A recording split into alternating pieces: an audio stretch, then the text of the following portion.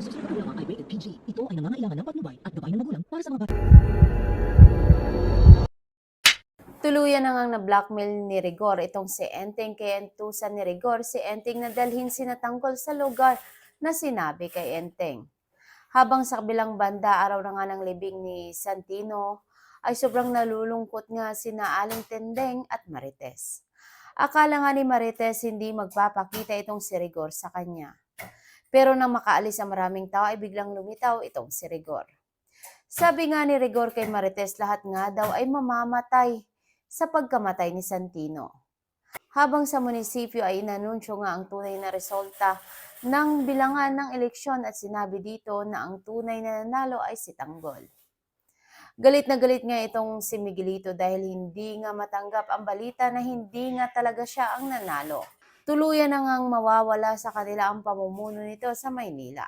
Nang dinala nga ang papel sa City Hall, ay galit na galit itong si Miguelito at pinunit nito ang papel. Sabi nga ni Jackie ay papel lang daw ito. Hindi na nga nakapagpigil itong si Miguelito at binaril nito ang judge na nagdala ng resulta. Habang si Rigor sinabi nga kay Vice Mayor na malapit na daw niya mapapatay itong si Tanggol. Patuloy pa rin ang pagpapanggap ni Enteng na Tanggol na kunyari ay dadali nito si Aling Merna sa hospital.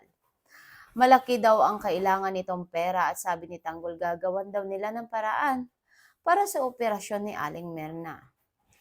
Kaya ninakawan nila ang isang tindahan ng alahas para nga sila ay makakuha ng pera. Pero natunugan nga ito ng mga pulis. Nakatakas din naman sinatanggol sa mga pulis at sabi nga ni Enteng hindi daw niya alam kung paano nga niya papasalamatan si Natanggol.